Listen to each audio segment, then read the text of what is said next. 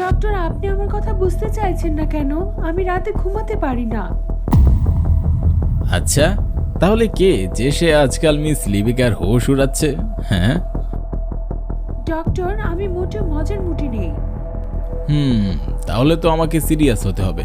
আচ্ছা ঠিক আছে, বলো কি ঘটেছে তোমার সাথে? আপনি তো জানেনই আমি উত্তরপ্রদেশের একটি ভুতুড়ে জায়গার উপর একটি বই লিখছি। তাহলে এটাই কি তোমার সমস্যা? না, আমি ওই জায়গায় ঘটে যাওয়া ঘটনাগুলো লিখতে লিখতে তার অংশ হয়ে যাচ্ছি। মানে আমি ঠিক বুঝলাম না। আমি ওই গল্পের বাস্তবতায় ফেসে যাচ্ছি। এটা কি করে সম্ভব? সম্ভব ডক্টর। আজ থেকে ঠিক 3 মাস আগে যখন আমি এই বইটা লিখতে শুরু করেছিলাম, তখন আমি প্রথমে রেলওয়ে কোয়ার্টারে ভুতুড়ে হওয়ার পেছনে গল্প লিখেছিলাম। কারণ সেই জায়গায় এখনো অনেক লোক একটি মহিলার বাসনের আওয়াজ শুনতে পায়, যা হঠাৎ করে চিৎকারে বদলে যায়। তার পরক্ষণে এক এক করে 2টি পুরুষ মানুষের চিৎকারের আওয়াজ শোনা যায়। তারপর এক অদ্ভুত নীরবতা। এতে না জানি আমি কিভাবে ফেসে গেলাম। আমার আশেপাশের সবগুলো জিনিস কিভাবে যেন ঘুরতে ঘুরতে অন্ধকারে বদলে গেল। আমার অবস্থা এতটাই খারাপ হয়ে গেল যেন আমি এক অদ্ভুত স্পেসে ফেসে গিয়েছি। আমার চোখগুলো বন্ধ হয়ে গেল। তারপর যখন এক ভয়ানক চিৎকারে আমার চোখ খুলল, তখন আমি একটি রেলওয়ে কোয়ার্টারের বাইরে দাঁড়িয়ে। এটা ঠিক সেই রকমই ছিল যেমনটা আমি গল্প লেখার সময় পড়েছিলাম। সেই পুরাতন বিল্ডিং, কাঠের দরজা আর জানালায় ঝুলে থাকা রেশমি পর্দা। গ্রাউন্ড ফ্লোরে কোয়ার্টার থেকে রোমান্টিক গান ভেসে আসছিল, আর ভেতর থেকে কারো হাসির আওয়াজ। আমি আস্তে আস্তে সেই জানালার কাছে এগিয়ে যাই। তারপর উঁকি দিয়ে দেখার চেষ্টা করি ভেতরে কি চলছে।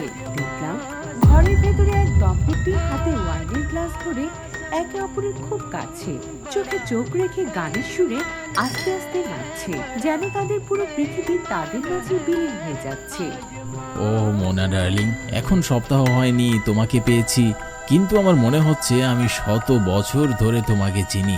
মোনা, আমি তোমাকে বলে বোঝাতে পারবো না আমি তোমাকে বিয়ে করে কতটা খুশি।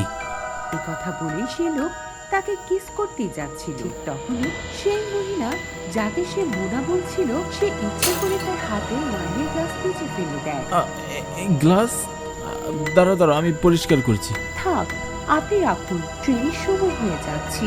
লোকটার ভালোবাসার নজরে তাকে দেখে তার কপালে চুমু এঁকে দেয় আর তারপর সেখান থেকে বেরিয়ে যায়। কিন্তু তার ভালোবাসার কোনো প্রভাবই সেই মহিলার উপর পড়ে না, যেন সে তার যাওয়ার অপেক্ষা করছিল।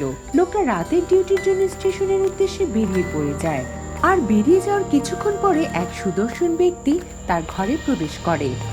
আমি আবার জানালা দিয়ে তাদের ঘরের ভেতরের দৃশ্য দেখার চেষ্টা করতে থাকি। এতক্ষণ যাবৎ নিজের স্বামীর সামনে যে মহিলা উদাস হয়ে দাঁড়িয়েছিল, তার চেহারা এখন হাসির রেখা ফুটে উঠেছিল। সে ওই যুবককে দেখা মাত্রই জড়িয়ে ধরে। ও মাই লাভ, মাত্র কিছুদিন হলো আমার তোমার সাথে দেখা, কিন্তু আমার মনে হয় আমি তোমাকে শত বছর ধরে চিনি। একে তো বেইমানি, তার উপরে নিজের স্বামীর ডায়লগ দিয়ে নিজের প্রেমিককে পটানোর চেষ্টা। তারপর তারা দুজন সাপের জোড়ার মতো একে অপরের সাথে এমন ভাবে লিপটে যায় যে আমিও নিজের চোখ সরিয়ে নিই। তারপরে আমার নজর পড়ে কোয়ার্টার থেকে ফিরে আসা মোনার স্বামীর উপর। কিন্তু উনি এত তাড়াতাড়ি ফিরে আসলো কেন? যদি সে তার বউকে এভাবে আরেকজনের সাথে দেখে নেয়, তাহলে উনার উপর দিয়ে কি যাবে? এটা ভেবে আমি তার পথ আটকে দাঁড়াই। আরে, কোথায় যাচ্ছেন জনাব? আমার বাড়িতে ম্যাডাম। এমনিতে আপনি কে? এর আগে তো কখনো লখনৌ রেলওয়ে কোয়ার্টারে আপনাকে দেখিনি।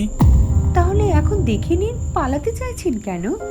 মাফ করবেন, কিন্তু আমি সেরকম লোক না। আমার বউ বাড়িতে একা, আর তাড়াতাড়ি আমাকে বাড়ি ফিরে তাকে সারপ্রাইজ দিতে হবে।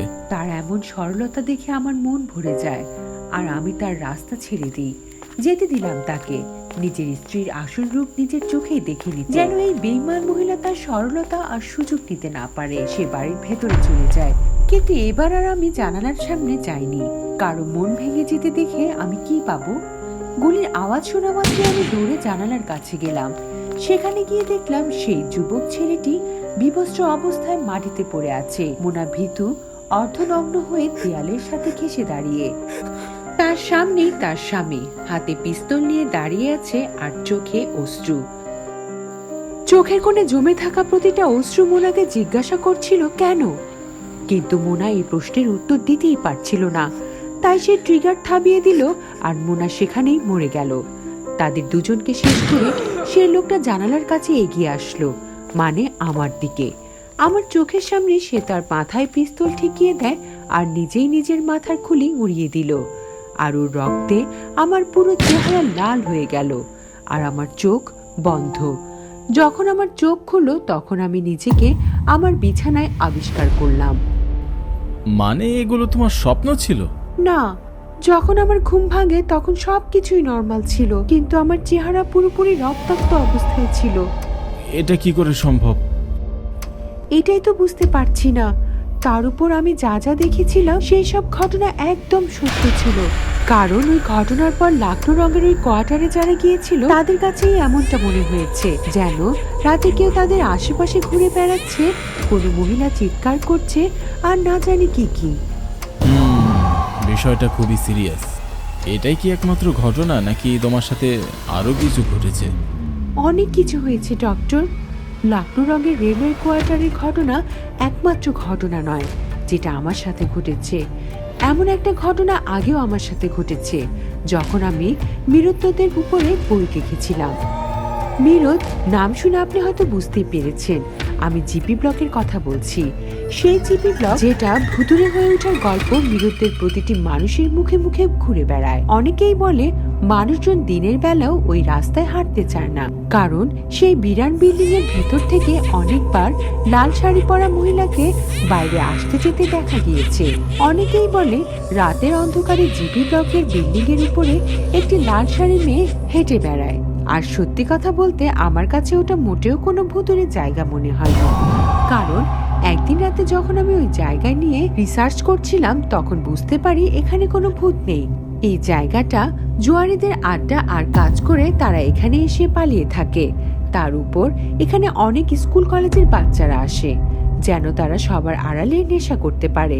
এমন নোংরা একটা জায়গাকে আমি কোনোভাবে আমার বইয়ের জায়গায় দিতে চাইছিলাম না, তাই আমি সিদ্ধান্ত নিয়েছিলাম জিপি ব্লককে আমি আমার লিস্ট থেকে বাদ দিয়ে দিব। তারপর সেখান থেকে সোজা জিপি ব্লকের ভেতরে চলে যায়। মাঝরাত দূর দূরান্ত থেকে জানোয়ারদের আওয়াজ ভেসে আসছিল, সেই সাথে চাঁদের আবছা আলো, যাতে জিপি ব্লকের বিরান হয়ে পড়ে থাকা দেয়ালগুলো কখনো দেখা যাচ্ছিল তো কখনো অদৃশ্য হয়ে যাচ্ছিল। আমি কিছুতেই বুঝতে পারছিলাম না যে আমার এখন কি করা উচিত।